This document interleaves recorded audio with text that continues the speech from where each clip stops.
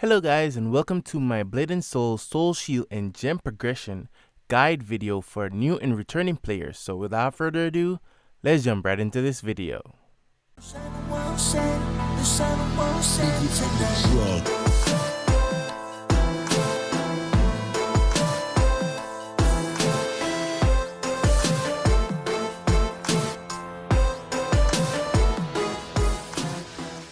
Okay guys, if you want to see more updated guides for Blade and Soul, you can click on my profile and scroll down to the first set of videos. I will be updating these as time goes by, so you can check back for more. Also, I would appreciate it if you can subscribe and click the bell notification to stay updated on when I post new videos. Back to the video. Okay guys, so this video is strictly about upgrading your soul shields and your gems. Now with the new soul boost that we got, there's a lot of outdated soul shields that doesn't make sense in the game anymore. So we're just going to be skipping out those and we're going to go straight to the point, and I'm going to go into a lot more. Okay, so the first thing I'm going to be talking about is the starting soul shields that you will get in the game. So as a new player, once you reach endgame, you will start to do your soul boost. Okay, so soul boost will give you the steel breaker soul shield. So this is basically the starting soul shields. Now keep in mind there's only 3 soul shields that you need to worry about once you hit endgame. Okay, so you have the steel breaker soul shields, then the post soul shields, and then the true post soul shields. Okay, and that is of 2023 February, so that is the date of this video. So basically once you get these from soul boost, you just need to equip them. Once you have them equipped, the next soul shields that you will be looking at is at level 10 of your soul boost. Okay, and that is basically the post soul shields. So these are the second best soul shields in the game. So it's pretty easy for new players to really catch up, because you just need to do one set of soul shield farming and then you're done. Okay, so once you have these, you're already second best already. Okay, so with that being said, this is the soul shields that is second best. So once you equip them, what do you do next? Okay, so the next thing that you want to do is you want to make sure you put critical on these. Okay, so we're gonna come to this merchant here in Motion Tower, and basically he sells the primers. Okay, now soul boost gives you these primers also, but let's say you're gonna use these up on your post soul shields, right? And you manage to get the true pole ones and you need more, you can just come to this guy and he will sell you some. Okay, but you have to have the items in order to purchase it. Okay, but it's pretty cheap. So the first thing that we're going to do is we're going to make sure we have the fusion powder. Soul boost gives you this, and we're going to make sure we have the soul stone crystals. Okay, so once you have both of these items, you're ready to fuse or prime. So the first thing that we're going to do is we're going to click on a piece of our soul shield, right? And we're going to add critical to it. So this is going to transfer a maximum of 954 critical to your soul shields. Okay, there it is. Now this is a chance. Okay, so it doesn't say it will give you 954. It's a chance between 716 to 789. Okay, so once you click evolve, we will see the chance there on the soul shield. So I got 789, which is the maximum that can go on that specific soul shield. Now keep in mind the maximum amount you can get on each soul shield depends on the soul shield piece.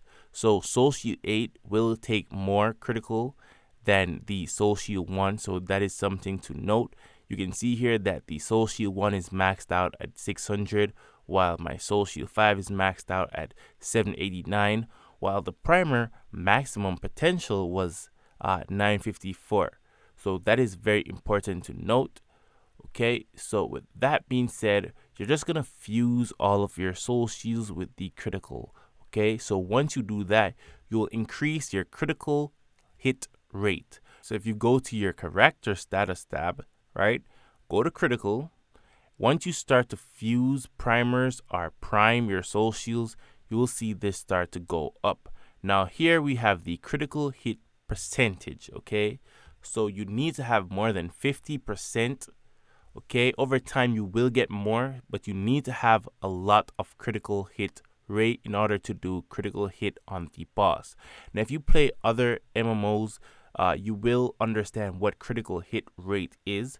So yeah, so you need to make sure all of your soul shield have critical on them. Okay, so once that is done, you will see an increase in your damage instantly. Okay, so you're now doing more crits, so you're now doing more damage. So with that being said, the next thing we're gonna do is we're gonna be farming these soul shields. Okay, now I would advise you to complete your soul boost a little bit more, or get more items from your soul boost.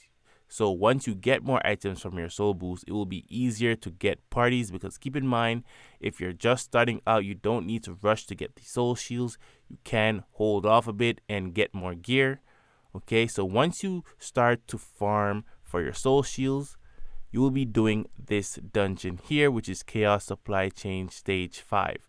Okay, now this dungeon, it needs a ranged tank, and basically a ranged tank is a far class spec in threat. So basically, if you hit P, once you put 5 points in threat, the boss will fight you, but you have to remember to take it off. But keep in mind, this is for a range class. So a range class in your party need to spec 5 points in threat and just basically circle the boss at a distance. Okay, pretty easy. So with all of that being said, once you start to farm, you will see some soul shields dropping. Okay, so basically you have the 7 to 8 chests, you have the 1 to 3 chests, you have the 4 to 6 chests, and these are selection chests. So if it does drop, you can select the soul shield piece that you need. So in order to know if you have a complete set, you need to have 3 of the 4 to 6, 3 of the 1 to 3, and 2 of the 7 to 8. So that is basically 8 chests. Now, keep in mind, these soul shield rolls are pretty random, okay? So on the soul shield 1, you see critical, you see defense, you see recovery. Now, every time you open a soul shield 1, it will be different. Now, for soul shield 3, 4, 7, and 8, there is a chance you will get mystic. Now, mystic is basically raw damage. So this stat is very, very important to getting more damage. So once you start to farm for these soul shields, you will try to roll to get the mystic stat on your soul shield 3, your soul shield 4, your soul shield 7, and your soul shield 8. Okay, so let me open a soul shield 4. See the chances there? So everything there is a percentage. So once you open it, it is not guaranteed that you will get the stats. So you can see the difference in the stat, but I did get a mystic. Now you want mystic on all the soul shields that can give you mystic. So that is again 3, 4, 7, and 8. Okay.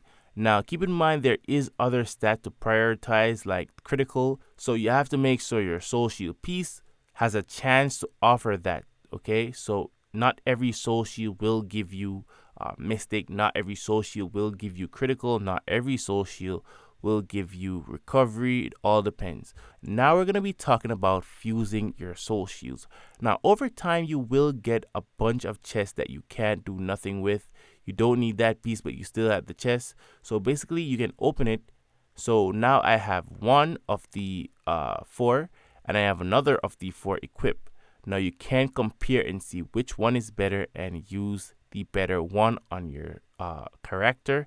The other one, you can take the stat and transfer it over. So if I click on my soul shield 4, you can also salvage your true and post soul shields for coins, and you can buy it from the merchant over there for the soul shield piece of your choice if you're having a hard time getting the last piece.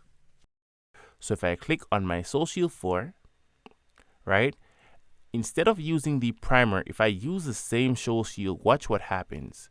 See, it starts to bump up the stat of my mystic. So using the same soul shield to prime the soul shield will give you enhanced stat on all of the stat that this soul shield is given. So basically, this soul shield is given evasion, mystic, and block. So if the soul shield that you're priming it to has those stats, it will increase them by some amount. Okay, so I'm getting plus 10 more mystic, so let me take that, and boom, my mystic is now maxed out. So even though you do get these stat has the chance to increase over time once you start to prime them with the same soul shield. So you can prime them with this, and then you can fuse them with the same soul shield to increase this stat here. Now this primer does not affect this here. Okay, so with that out the way, let's talk about augmentation. Now, augmentation of your soul shield is pretty straightforward. Basically, once you start to do chaos supply chains, you will be getting these pose psyches, and basically it tells you which soul shield piece it is for. So this one is for 5 to 8. So if you go to your soul shield 5, 7, 6, or 8, basically it will tell you that you can use this to increase your boss attack power and your critical damage. Okay, so you see there, you can sacrifice this along with the materials to get more boss attack power. So this is the augmentation process. Okay, you can do this to all of your soul shields. Now, in order to max this out, you need to do it like 5 times per soul shield, but there is a chance it might max out before that, so that is something to note. Okay, so basically that is it for your soul shields. Okay, now we're going to be talking about gems. Now once you start to do chaos supply chains a lot, you will get some gem chests. Now this is where you actually farm your gems, and you will start to fuse your gems or transmute your gems into better tier gems. So these are the chests that I'm referring to. It has a chance of dropping the pentagonal chest. So the pentagonal chest is really what you want, okay? So once you have pentagonal gems, basically you can transmute them, okay? So you can transmute any gem once you have 3 of them. So when you go to your transmute tab, go to gem, scroll down.